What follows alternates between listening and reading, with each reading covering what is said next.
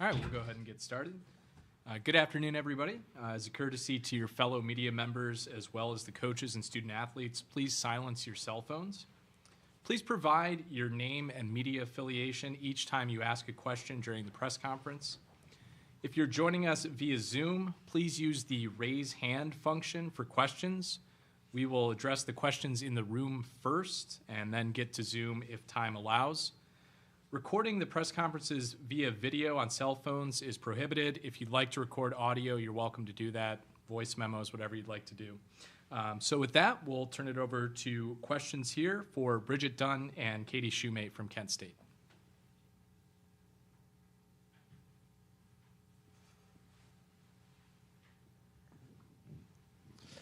Hi, Katie. Can you talk a little bit about the strengths of this team and what will enable you to have success?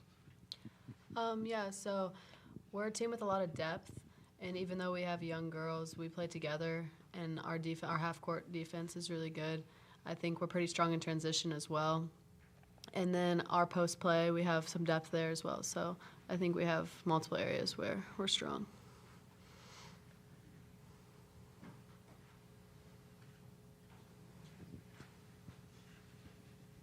Hi, Bridget. Kurt Rollo, Associated Press.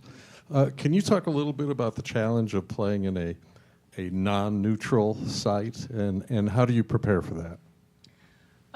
We kind of go into every game with the same mindset. We just got to lock in. Obviously, they are playing at home, so, some people home court advantage type thing. But, we just got to play our game and do our best.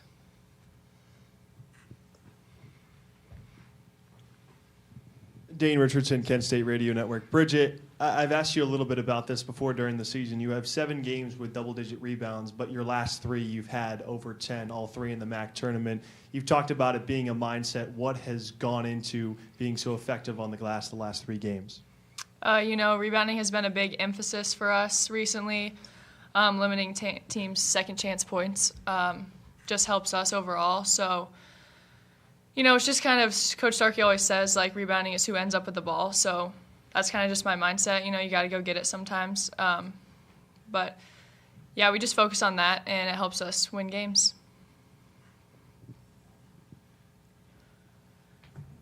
Tamika Catchings, ESPN. So coming off of winning the MAC championship and just the excitement of that, how has this week in preparation, now that playing, getting into it, what has this week been like for you guys? Either one. I would say there's definitely more distractions going on. There's a lot more people talking to you. But I would say more than anything, we're just excited, and we got some energy going into this, and we're going to try to use all that energy we got from winning the MAC tournament to go into this game and just play with confidence and know that there's people watching us and supporting us. Follow up to that. What do you guys think it will take I know Coach is probably one game at a time, right? So what will it take for you guys to come out and win? I think we just need to play our best basketball for 40 minutes. That's kind of been our mindset. We take it, in chunks at a time. But just focusing on that and not getting ahead of ourselves, just like you said, take it one game at a time. I think that's what we're going to do. Anthony Anderson, South Bend Tribune. For both players, like Notre Dame, you suffered a significant injury this season, losing a point guard. What went into overcoming that and then going on to win the MAC tournament, and how did you adjust from there? Well, a lot of it is thanks to Deanna Gray. She prepared for this moment. She always worked really hard. She was in the gym after hours. She put in the work to be able to step up in the way that she did. And obviously, we just adjusted it as a team. We're playing a little bit faster now, but that's only worked in our favor. And it's thanks to Deanna Gray and the ability for the rest of us to adjust around her. My second question, Katie, you referred to that you feel like your team has strong depth. Notre Dame does not have that. Is there an advantage to be had in that regard? There's a big advantage in that if we're able to take advantage of it, and that would be to try to get their players in foul trouble. Maybe they have less girls than us that have seen the floor with experience, and I think that that can only work in our favor if we play the game the right way.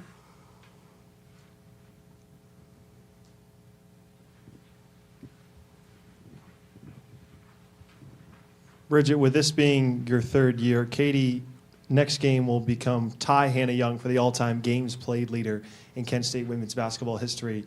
What makes her game so special, and how fun is it to play with Katie? Playing with Katie has definitely been one of the highlights of my 3 years here so far. She's just one of a kind. She gives everything she has. She's gritty. She's not afraid to, go after a ball that some people might be like, but she really just plays with her heart, and it's just been so much fun playing with her these last 3 years.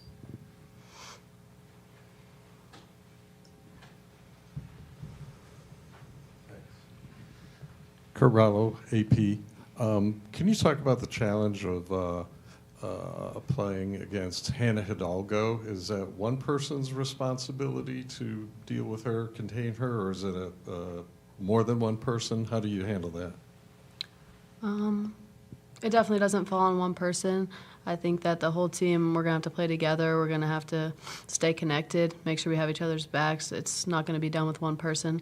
But, yeah, I mean, it's exciting to play against someone on both ends of the floor that is as good as she is. And I think that maybe some of our games in the non-conference before the season, and additionally some of the players that we got to play against in our conference, will help us with that.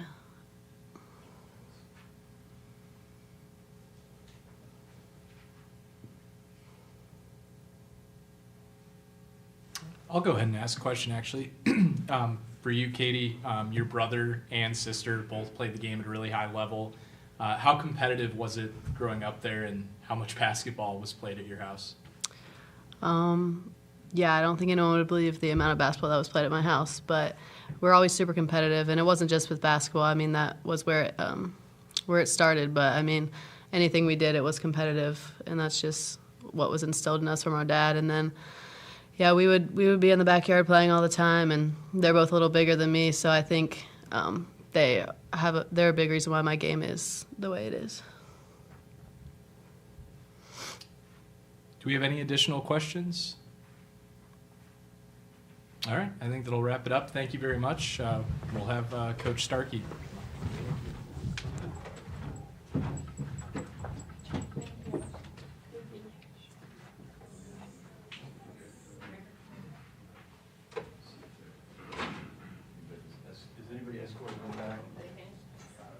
Knowing those two, they'll end up in the wrong building.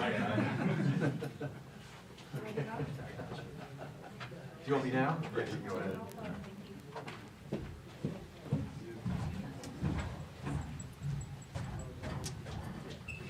All right, we have Kent State head coach Todd Starkey, and we'll open it up to questions here.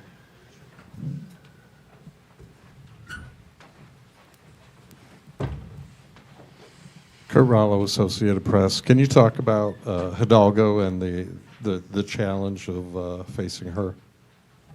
Yeah, the more film I watched her play earlier in the year just as a spectator. Also, I'm on the WBCA All-American Committee, so watching her early, she stood out. She just leaps off the screen, right? The ability she has to anticipate and disrupt the game on the defensive end is rare, right? She's got great instincts, and I think that's what makes her so good. Is she's not just a scorer, third in the nation, right? Leads the nation in steals.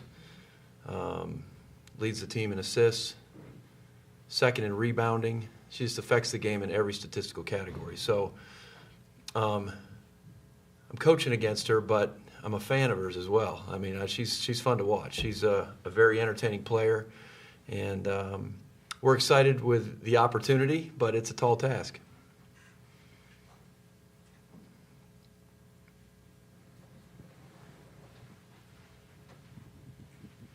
Hi, Todd and Matt Lucas, Goshen News. Katie just talked about the depth that you guys have. How can you make that an advantage when you guys play? Well, Katie said it perfectly. She said it's an advantage if we can actually take advantage of it, Certainly that would be a game plan of ours. We feel like we do have really good depth It's been one of our strengths all year.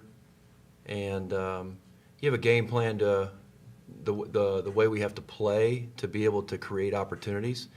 We say it a lot, we got to make them defend us without fouling. And you only get those opportunities by playing aggressive. We want to make sure we're not playing tentative, and I think in this atmosphere our players will have to make an adjustment. But we played in a pretty hostile environment at LSU earlier this year, and handled that pretty well. I was really pleased with the way we played that game in the first half. We were down 1 at halftime and took the lead early in the third. So our players we do that so our players can be prepared in environments like this if we get the opportunity. So a little different level in the NCAA tournament, but we want to play aggressive and make Notre Dame have to make some adjustments to us as well.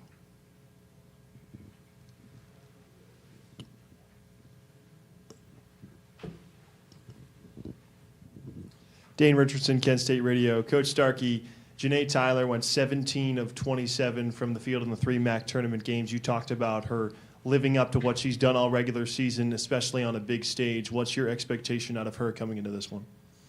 Yeah, incredible poise for a freshman to come off the bench and have that type of performance. Her confidence has just continued to build as the season's gone on. Her teammates have a lot of confidence in her as well.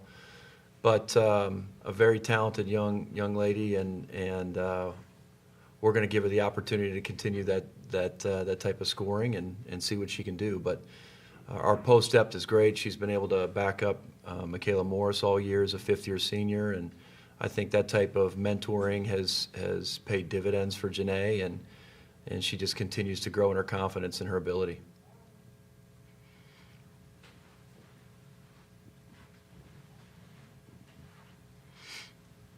Tamika Catchings, ESPN. Coach, going into this game and really just thinking back from the championship, from the MAC championship, what has it been like, for one? And then selection shows Sunday, now you have this week, you know where you're going, your prep. What do you think it will take from shifting gears from the championship to now first game in the tournament? What do you feel like for your team it will take for them to shift gears, first time in a long time, and specifically for these players? How do you adjust them to get prepared for tomorrow? Sure. Well, first thing, it's an honor to have you as a Hall of Famer calling our game. It really is, and that's not lost on me. So we appreciate you being here and the great work that you do for women's basketball. For our team, it's been an exciting week, right? So you talk about and prepare for moments in the tournament. Can we play our best basketball for 3 straight games? And we played at Rocket Mortgage. I think the Mid-American Conference does a phenomenal job of running a tournament, and we played an NBA arena, and there's a lot of hype around that as well. So it was so well done, and our team had the opportunity to see our fans in that environment, and really the Kent State community is behind us, and we feel that. What will it take for us to adjust to this atmosphere? Confidence by the coaching staff, and they're going to feed off of us. The last time I was in the NCAA tournament, I was an assistant at Indiana, and we played here at Notre Dame. And so there's some familiarity to being here for me. I think that I can help with our team get acclimated to the surroundings and what it's going to feel like in this environment. But then when the ball goes up, things get a little different, right? You get those feelings of excitement and energy coursing through your veins, and it feels differently. Sometimes that affects athletes with some anxiety and that type of thing. But I think this group is such a tight-knit group. They know they have each other's backs, right? And I think they'll feed off of that, the group mentality, the team. This is truly a team. And I think that will pay dividends for us as we get in some of those tight moments, especially early on. And I think once that we get through that initial, see the ball go in, we need to see the ball go in early, right?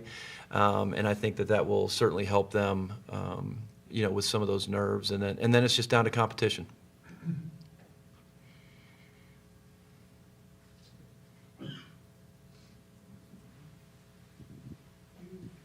Tamika Catchings again. You spoke about Hannah and just her ability. what do you think from a team perspective? What will you look to do? Will you do anything different? I mean, what is kind of your mindset? I know she's only one player out of the 5 that are on the court, but what do you do differently? I think what Notre Dame does really well is they use the pieces on their team really effectively. It's not just the Hannah Hidalgo show. I mean, it's close, but they've got pieces around her that really function in their role very effectively. I think they're an efficient team. I think they have the ability to, when they want to turn things up defensively, they can really take things to another level. She leads the charge in that. You saw, like I use the analogy, she looks like a kid at recess on a sugar high. She's just buzzing all over the court and just seems like there's 3 of her out there at times. But the other pieces complement that and give her the freedom to be able to do that. So I think for us making the adjustment to that, once again, we've seen LSU. We played against Tania Latz and Florida State, who's an All-American phenomenal player. We've got some players in our league, Chella Watson at Buffalo, who averaged 24 a game this year, and Sophia Wired at Toledo had 40 on us at our place. We've got some really high-quality players in our league as well, but our non-conference, I think, has prepared us for some moments like this. Hey, Coach, Sam Gore with ESPN. Every team you coach is different. How would you describe the character and personality of this year's team? Wow, second to none. This team is phenomenal academically. Our president gave us, President Dyken, our president, is with us and gave us a statistic. I think there's a higher ed publication that does the tournament based on APR and all that type of thing. And we, based on that tournament, we lost in the national championship to Vanderbilt. So as far as the teams in the field academically and APR and all those different types of things, this group, you don't show up on that line unless some things are in place. And these are true student athletes. This group is a phenomenal. They love each other. They care about each other. They make my job easier because they love to compete. And this group has just continued to grow throughout the season. We had the injury to our starting point guard in the middle of conference play. Took us a few games to make the adjustment, and we've kind of rallied around Deanna Gray and the rest of them, and everybody has kind of stepped up a little bit. And we talk about it all the time. We want to be playing our best games in March when games matter most, and that's where we are at this point.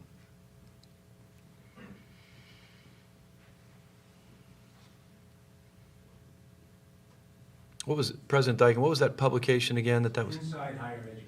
Inside Higher Education publication does a bracket based on a number of different factors, APR scores and academics and all that type of thing. So it was kind of fun to see that.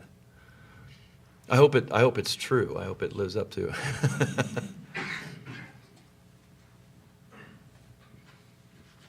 I'll ask a question, actually, Coach. You mentioned kind of the great players in the MAC, and the MAC actually has a history of pulling some upsets and making some deep runs in March Madness. So what does it mean to carry the banner for the Mid-American Conference and just kind of show the country the quality of basketball in the MAC? Well, had some great, you go back to Kurt Miller's teams at Bowling Green and some of the runs that they made, and he reached out to me. It was nice to wish us good luck. And then Sue Guevara at Central Michigan and Felicia Leggett-Jack when she was at Buffalo, 2 teams that made the Sweet 16 in the same year out of the MAC. I think that's an undertold story in my time here. And then Toledo last year beating Iowa State in the first round. It's an honor to carry the flag. And we want to make the league proud. There were 2 teams in our league that finished above us in the regular season, and we were fortunate to be playing well at the right time, and we get the opportunity here. So we want to make sure we know the eyes of the MAC are watching us, and we want to make sure we make the league proud of us, and and that we compete in a way that is representative of what our conference is. Any additional questions for Coach Starkey? I think that'll wrap it up. Thank you very much, Coach. Sounds good. Go Flashes.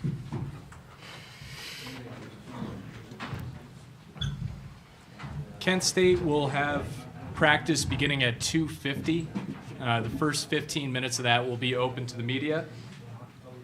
Hammond Communications will post a recording of this press conference in the NCAA Digital Media Hub at ncaa.veritone.com. Transcripts are provided by ASAP.